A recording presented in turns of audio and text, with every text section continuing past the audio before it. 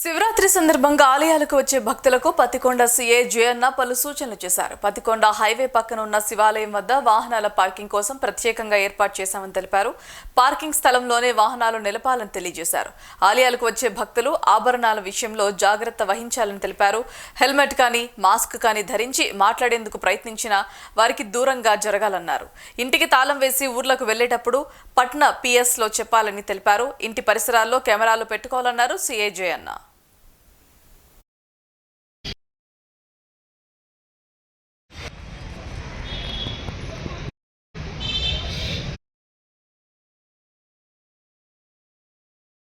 గ్రామ ప్రజలందరికీ మహాశివరాత్రి శుభాకాంక్షలు ఇన్ అడ్వాన్స్. మరి ముఖ్యంగా పత్తికొండ మరియు ఆ చుట్టుపక్కల గ్రామ ప్రజలందరికీ తెలియజేయడం ఇక మహాశివరాత్రి సందర్భంగా మన పత్తికొండ చుట్టుపక్కల గ్రామాల్లో 30 పల్లెల్లో గల ఈ యొక్క 10 మెయిన్ శివాలయాలు నిర్ణయించడం అనేది ఈ యొక్క 10 మెయిన్ శివాలయాలు ఎక్కువ భక్తాదులతో చాలా రద్దీగా ఉంటుంది. మరి ముఖ్యంగా ఈ యొక్క శివాలయం వెళ్ళినప్పుడు పోయినప్పుడు ట్రాఫిక్ రూల్స్ పాటించండి. అలాగే మీ యొక్క విలువైన బంగారు ఆభరణాలు, విలువైన సెల్ ఫోన్స్, మీ యొక్క చిన్నపిల్లల విషయంలో జాగ్రత్త వహించండి. మరి ముఖ్యంగా పత్తికొండ పట్టణంలో మన రథోత్సవం రోజు ఒక చైన్ స్నాచింగ్ జరిగింది.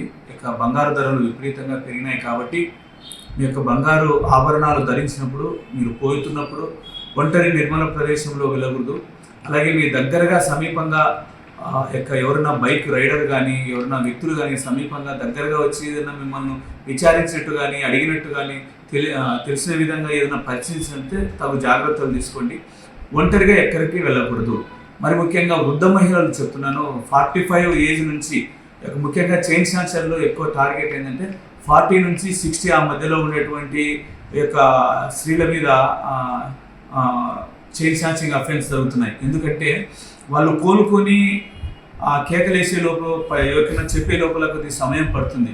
వాళ్ళ దగ్గర సెల్ ఫోన్ సరిగా ఉండదు, కొద్దిగా నెట్వర్క్ సమస్యలు, సెల్ ఫోన్ ఉండదు కాబట్టి వాళ్ళని వెంటనే వాళ్ళనే అడ్వాన్స్గా వాళ్ళు చైన్ స్నాచింగ్ చేయడం వెళ్ళిపోవడం జరుగుతుంది. కాబట్టి ఈ యొక్క శివాలయం రోజు అంతా రాత్రి 8-9 వరకు మీ యొక్క దైవ దర్శనానికి వస్తుంటారు. కాబట్టి ప్రతి ఒక్కరూ మీ యొక్క విలువైన బంగారు విషయంలో జాగ్రత్త వహించవలసిందిగా కోరుకుంటున్నాను. అలాగే మీరు ఇల్లు లాక్ చేసి వెళ్ళేటప్పుడు మీ ఇంట్లో విలువైన వస్తువులు పెట్టుకోకూడదు. మరి ముఖ్యంగా మీరు ఎక్కడికైనా సుదూర ప్రాంతాలకు 2-3 రోజులు మీరు ఇల్లు ఖాళీ చేసి ఇల్లు లాక్ చేసుకుని వెళ్ళినట్లయితే మాకు సమాచారం ఇచ్చినట్లయితే సీసీ కెమెరాలు మేము తీసుకొచ్చి సంవత్సరం నుంచి ఎవరైనా ఇల్లు నుంచి బయటికి ప్రాంతాలకు 2-3 రోజులు వెళ్ళేటప్పుడు ఎవరైనా ఉంటే ఇవ్వండి అని మేము సీసీ కెమెరాలు మీ ఇంట్లో నిఘా కెమెరాలు పెడతామని చెప్పినా కూడా ఇంతవరకు సంవత్సరం నుంచి ఒక్కరు కూడా మమ్మల్ని అడిగిందే ఆనవాలే లేదు. కాబట్టి ఎవరైనా కానీ మీరు ఎక్కడికైనా 2-3 రోజులు వెళ్ళినట్లయితే మీ ఇంట్లో సీసీ కెమెరాలు బిగించడానికి మేము సీసీ కెమెరాలు తెచ్చాము. శివరాత్రి సందర్భంగా డ్రోన్ కెమెరా నిఘా ఏర్పాటు చేశాము.